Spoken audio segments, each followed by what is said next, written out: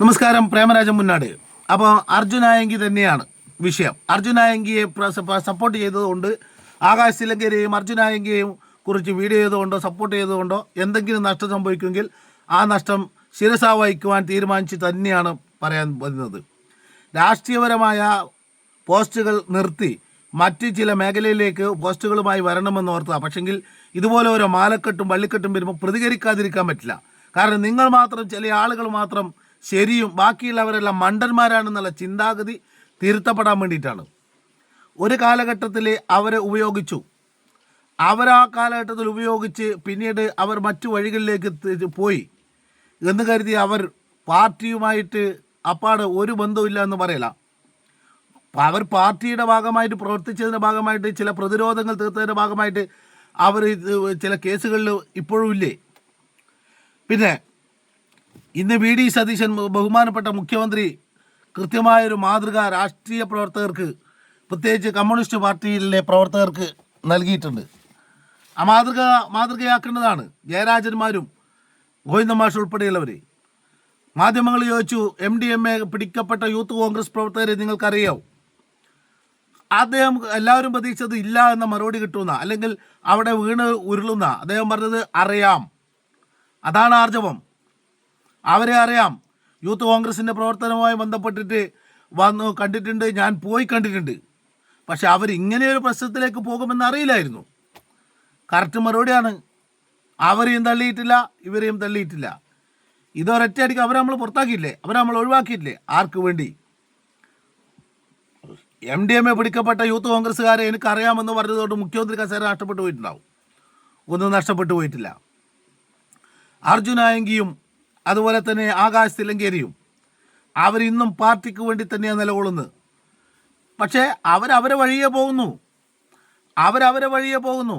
അവർ നിങ്ങളോട് കേസിന് ജയരാജേട്ടാ എന്നെ ഒന്ന് കേസിൽ നിന്ന് മുക്തയാക്കി തരണം, അല്ലെങ്കിൽ എൻ്റെ കേസിലൊന്ന് ഇടപെടണം, അല്ലെങ്കിൽ പോലീസിലൊന്ന് ഇടപെടണം, എന്തെങ്കിലും നിങ്ങളോട് ആവശ്യപ്പെടണോ? ഈ അസ്ഥാനത്ത് കയറി അനാവശ്യമായ അഭിപ്രായം പറയുന്നതുകൊണ്ടല്ലേ നിങ്ങൾക്ക് ഈ പ്രശ്നം വരുന്നത്. ആ വിഷയം ഇങ്ങനെ പറഞ്ഞ് മാധ്യമങ്ങൾ ചോദിക്കുമ്പോൾ അറിയാമായിരുന്നു. ഇപ്പോൾ അവരെ നമ്മൾ അംഗീകരിക്കുന്നില്ല എന്ന് പറഞ്ഞാൽ തീർന്നില്ലേ? അല്ലാണ്ട് തൂഫാനെ പോലെ തൂക്കണം. അവനാണോ പാർട്ടി എന്ന് ചോദിച്ചാൽ നിങ്ങളാണോ പാർട്ടി? നേതാവായാൽ അപ്പോഴെ പാർട്ടിയാ. ഞാനും നിങ്ങളും ഞാനും ഉൾക്കൊള്ളുന്നതാണ് പാർട്ടി. ഇപ്പോഴും നിങ്ങളുടെ ഉള്ളിൽ ആ ധിക്കാര മനോഭാവം വിട്ടുപോയിട്ടില്ല. വലിയേറ്റ മനോഭാവം വിട്ടുപോകാതാണ് അത്തരം പ്രതികരണങ്ങൾ നടത്തുന്നത്. എന്ത് വന്നു കഴിഞ്ഞാൽ അപ്പോഴുണ്ട് MP ജയരാജൻ്റെ ഒരു പ്രസ്താവന. ആ പത്തനംതിട്ട ജില്ല തിരുവല്ല മൊത്തം കൊളാക്കി പോയിട്ട് അന്വേഷണ കമ്മീഷനും ഇതുമായിട്ട് എവിടെ പരിപാടി നടത്തിയാലും പരാജയം പറഞ്ഞില്ല. അവിടുത്തെ വിഷയം എനിക്ക് നേരിട്ടറിയാവുന്ന. അർജുനായങ്കി കേസ് പാർട്ടിയിൽ ചില പ്രതിരോധം തീർത്തതിൻ്റെ ഭാഗമായിട്ട് അന്നത്തെ നേതൃത്വത്തിൻ്റെ എന്താ പറയേണ്ടത്, അറിവോടുകൂടി, അനുവാദയോടെ പറയുന്നത് തെറ്റാണ്, അറിവോടുകൂടി അങ്ങനെയെല്ലാം സംഭവിച്ചു. അതിനുശേഷം അവരവരുടെ വഴിയെ പോയി. എന്നിട്ട് അവർ പാർട്ടിയല്ല. അപ്പോൾ ഒരാളിനോട് പാർട്ടിക്ക് ദോഷകരമായിരിക്കുന്ന ഒരു പാർട്ടിക്ക് പുറത്ത്. അങ്ങനെയെങ്കിൽ പ്രിയപ്പെട്ട സഖാവെ ഞാൻ ചോദിക്കട്ടെ, പാർട്ടിക്ക് ദോഷകരമായി ബാധിക്കുന്ന എന്തെല്ലാം പ്രവർത്തനം ചെയ്ത ആളുകൾ ഇന്നും പാർട്ടിയുടെ അകത്തുണ്ട്? പയ്യന്നൂർ പാർട്ടിയുടെ ഏറ്റവും എന്താ പറയേണ്ടത് അത്ര മേൽ വൈകാരികമായി കാണുന്നതാണ് രക്തസാക്ഷി. ആ രക്തസാക്ഷിയുടെ ഫണ്ട് കട്ടുമുടിച്ച ആളെ ഇന്നും പാർട്ടിയുടെ ജില്ലാ സെക്രട്ടേറിയറ്റിൽ കൊണ്ട് ചുവപ്പ് പരവതാനി വിരിച്ച് അവരെ കടത്തുന്നില്ലേ? അവരെ ഇപ്പോഴും സംരക്ഷിക്കുന്നില്ലേ? ഒന്ന് മാറ്റി നിർത്താൻ ക്യൂബ പോലെ, എന്താ പറയുക, ചൈന പോലെ ഉറച്ചു നിൽക്കുന്ന പയ്യന്നൂർ കോട്ട, CPIMൻ്റെ കോട്ടയെ തകർത്ത് മറ്റൊരു ശക്തിക്ക് അവിടെ വിജയിക്കാൻ പറ്റുന്ന രീതിയിലേക്ക് അവിടെ ആ പാർട്ടിയെ തകർത്ത, അങ്ങനെ പാർട്ടിയെ നശിപ്പിച്ച മധുസൂദനൻ എന്ന് പറയുന്ന പയ്യന്നൂരിൻ്റെ കണ്ണൂർ ജില്ലാ സെക്രട്ടേറിയറ്റ് മെമ്പർ, വെറും പയ്യന്നൂരുകാരനല്ല, സെക്രട്ടേറിയറ്റ് മെമ്പർ എന്നുള്ള നിലയിൽ എനിക്കും അഭിപ്രായം പറയാം. അദ്ദേഹത്തിനെതിരെ നിങ്ങൾക്കൊരു ചെറിയ വിവരം അനക്കാൻ പറ്റുന്നുണ്ടോ? രക്തസാക്ഷി ഫണ്ട് കട്ടു, ഏറ്റവും വലിയ ഗുരുതരമായ തെറ്റ്. ഇലക്ഷൻ ഫണ്ട് കട്ടു, അതിലും വലിയ തെറ്റ്. ഓഫീസ് ഫണ്ട് കട്ടു, അതിലും വലിയ തെറ്റ്. ചതുപ്പ് നിലം വാങ്ങി, അതിലും വലിയ തെറ്റ്. ആ നാട്ടിൽ ഒരു ഭൂമിയോ കാര്യമാണോ കൊടുക്കുമ്പോൾ അതിന് കപ്പം കൊടുക്കണം. അവിടുത്തെ ആ നിലയിലുള്ള ആള് അങ്ങനെ ഒരു നാടിനെ അടക്കി ഭരിക്കുന്ന അദ്ദേഹത്തിനെതിരെ നിങ്ങൾക്ക് എന്തേ? അദ്ദേഹം പാർട്ടിയെ നശിപ്പിച്ചിട്ടില്ലേ? ഒരു മണ്ഡലത്തെ നശിപ്പിച്ചിട്ടില്ലേ? അത് കാരണം എത്ര ആളുകൾ പാർട്ടിയിൽ നിന്ന് പോയി? അദ്ദേഹം അത് ചെയ്തിട്ടുണ്ടെന്ന് ആരോപണം ആണ് എന്ന് നിങ്ങൾക്ക് പറയാം. അങ്ങനെയെങ്കിൽ ആയങ്കിയുടെ പേരിലും അവരുടെ പേരിലും ആരോപണം മാത്രമാണ്. പോലീസ് പിടിച്ചു, സ്വർണം പൊട്ടിച്ചിട്ടുണ്ട് എന്ന് പറഞ്ഞ വിദേശത്ത് നിന്ന് ആരോ കടത്തിക്കൊണ്ടുവരുന്ന സ്വർണം അവരിൽ നിന്ന് മോഷ്ടിച്ച് അവരിൽ നിന്ന് എടുത്തു, അത് പിന്നെ പൊട്ടിച്ചു എന്നൊരു ആരോപണം മാത്രമേ ഉള്ളൂ. തെളിയിക്കപ്പെട്ടിട്ടില്ല ഒരു കോടതിയും. അവർ കള്ളന്മാർ. പാർട്ടീൻ്റെ ഒരു സാധനവും ഇന്ന് വരെ അവർ കട്ടിട്ടില്ല. പാർട്ടിയിൽ നിന്ന് ഒരു രൂപ കട്ടില്ല, പാർട്ടിക്ക് തന്നിട്ടേ ഉള്ളൂ. അന്ന് തോളിൽ കൈയിട്ട് നടന്ന ഷാജിറും അന്നത്തെ നേതാക്കളുണ്ട്, പലരുമുണ്ട്. ഇതിന് മാധ്യമങ്ങളുടെ വാർത്തക്കനുസരിച്ചിട്ട് നിങ്ങൾ അങ്ങനെയെങ്കിൽ പയ്യന്നൂർ മധുസൂദനെ മാറ്റി നിർത്തണം.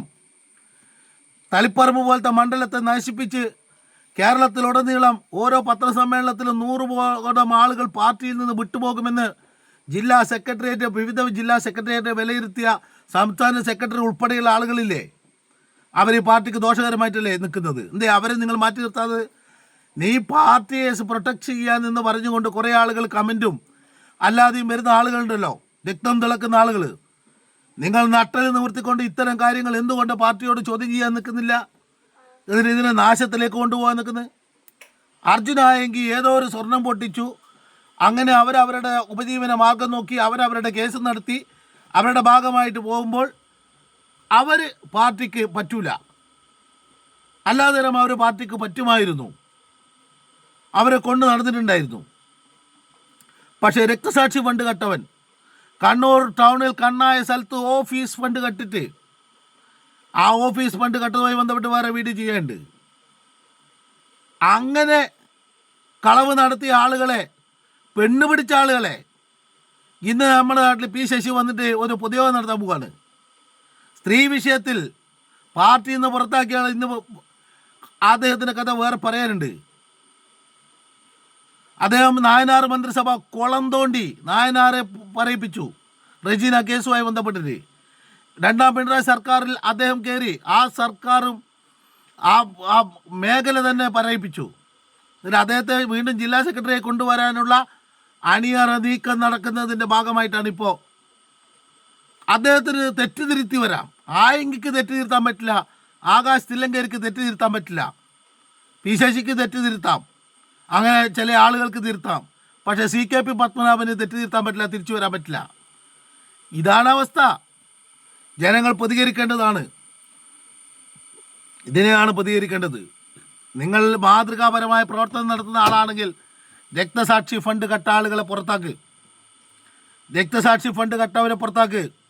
കേരളം മുഴുവൻ, ലോകമെങ്ങും പിന്നെ എന്താ പറയുക, പാർട്ടിയെ നശിപ്പിച്ച അതിന് നേതൃത്വം കൊടുത്ത ആളുകളെ നിങ്ങൾ പുറത്താക്ക്. എന്നിട്ട് നിങ്ങൾ പറ എങ്കിൽ തെറ്റാണ്, ആകാശ് തില്ലങ്കേരി തെറ്റാണെന്ന്. അവരവരുടെ തൊഴിലുമായി ബന്ധപ്പെട്ട് പോകുമ്പോൾ പാർട്ടിയുടെ ഒരു നയാ പൈസയോ ഒരു ഫണ്ടോ കക്കാതെ പാർട്ടിക്ക് ഫണ്ട് തന്നവരെ നിങ്ങൾ കുറ്റപ്പെടുത്തുകയും ഒറ്റിക്കൊടുക്കുകയും ഒറ്റപ്പെടുത്തുകയും ചെയ്യുമ്പോൾ കട്ട്, രക്തസാക്ഷി ഫണ്ട് കട്ട്, പെൻഷൻ ഫണ്ട് കട്ടവന് പരവതാനി വിരിച്ചു കൊടുക്കുന്ന നിങ്ങളുടെ ഈ നിലപാടാണ് തിരുത്തപ്പെടേണ്ടത്. ലാൽ സലാം.